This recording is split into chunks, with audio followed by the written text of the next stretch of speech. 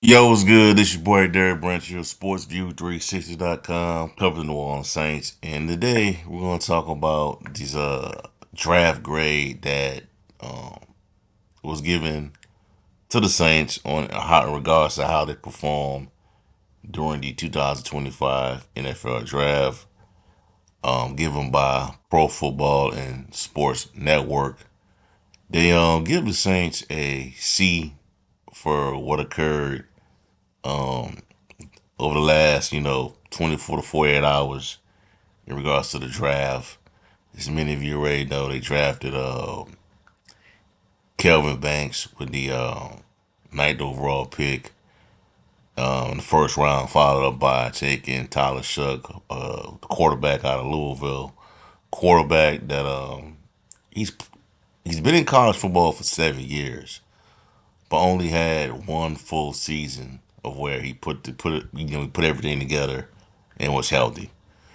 But for this video, I'm just gonna go ahead and talk about why they give the Saints a C grade in regards to this past draft.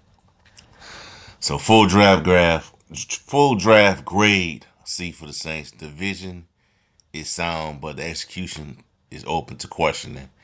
Kelvin Bank was their first pick, ninth overall. While he comes to town with all of the physical traits you could ask for, his lack of attention to detail at the position is a concern.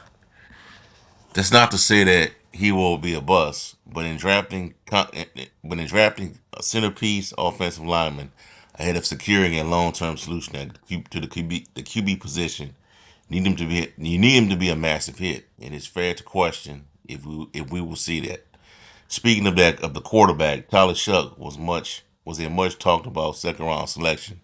The pride of Louisville has the type of physical traits that scream long term starter. But the problem is that long term, quote long term for him isn't what it is for most first year QBs 26 years old.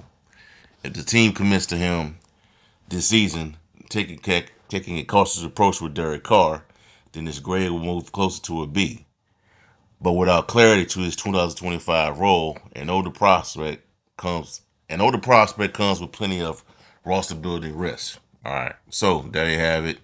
Pro Football and Sports Network, formerly Pro Football Network, PFN, gives the Saints a C grade in regards to how they perform in the 2025 NFL Draft. So, to be honest, that's what I've been seeing across the board, man. A lot of mixed reviews on the Saints grade, C grade. Some sites are giving them a B.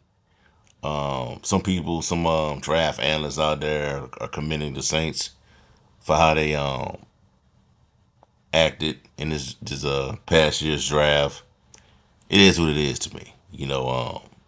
We're really. I know this stuff. Builds engagement.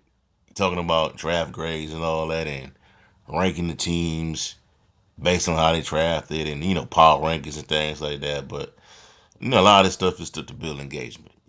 Have something to talk about during the off season. I'm not knocking that. That's I do it. You know what I'm saying? But we're really going when you really could. I think it's fair to grade this team when they finally step on the field.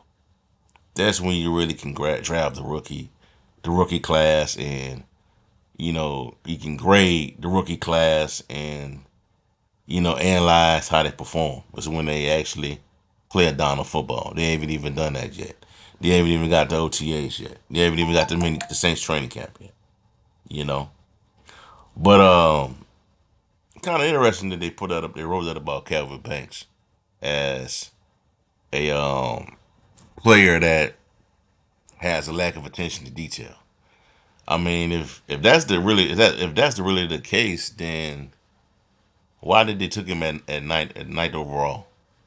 Because I'm pretty sure that if you lack attention to detail as an offensive lineman, a lot of stuff can happen. A lot of bad things could happen to the team on offense. A lot of bad things could happen to the quarterback position. But the Saints took him ninth overall. But according to this write up, he lacks attention to detail.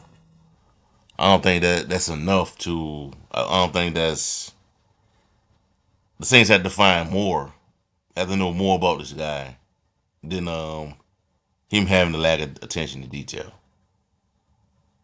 That's something you reserve for guys that's going to take for offensive linemen that's going to be taken in the later rounds of the draft. You know, and to me, I agree to a certain extent of what they say about this grade, this draft grade.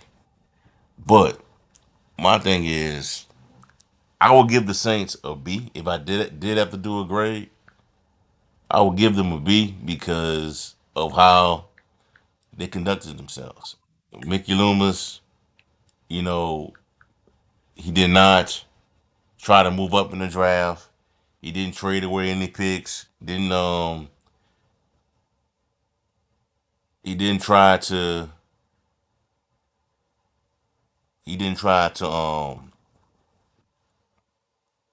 trade some picks to go get an impact player, thinking that the team is if one guy away from being a Super Bowl contender. He didn't do any of that. They kept the picks in each round, you know, and they did what they have to do. You know what I'm saying? Now, me personally, I wouldn't have took Charlie Shuck at ninth overall, but I'm willing to give him the benefit of the doubt. I'm willing to wait and see how things are going to play out with the guy. I would have took Shadur Sanders or Jackson Dart. Then I would have took a wide receiver in the third round because I think this the only knock I gave them in this draft really is they didn't really address the receiver position. They still don't have that big body possession receiver that could play on the outside or in the inside as a slot option.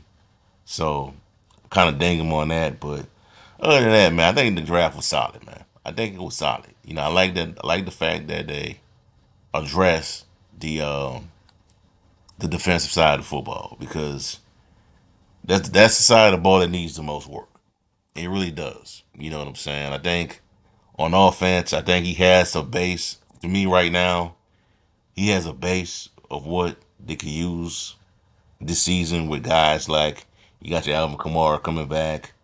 Hopefully, Chris Olave can avoid being concussed. Rashid Shaheed can stay healthy. Tight ends, Jawan Johnson, Foster Moreau.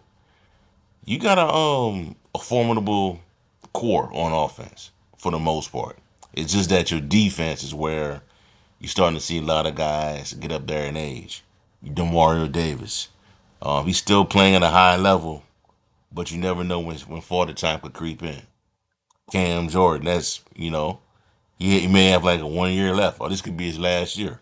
Teron Matthew, he needs it was. I think it's good that they used this upcoming the most recent draft to draft those replacements to find their replacements.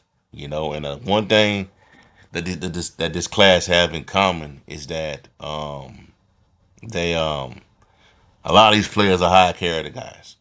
If you notice, a lot of these players have a lot of production, a lot of miles um, on the tires.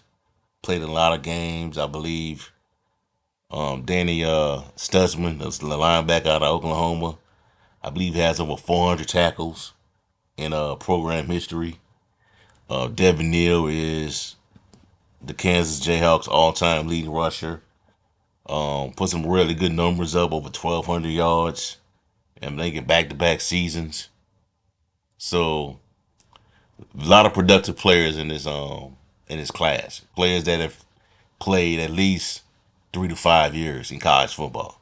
Chuck, he played, 7 years. In regards to, and another thing I want to talk about too is his age. It's Tyler Shuck's age. Unless that's been like a talking point among a lot of analysts right now about his age and you know quarterback coming in. I think he's going to be like 26 years old when he starts the season. When the team starts the season. But my thing is, the minute that this team gets back into the playoffs and he played a huge role in it, nobody's going to care about his age. If we're being honest, nobody's going to care about how old he is as long as he can produce. while he's wearing that black and gold uniform.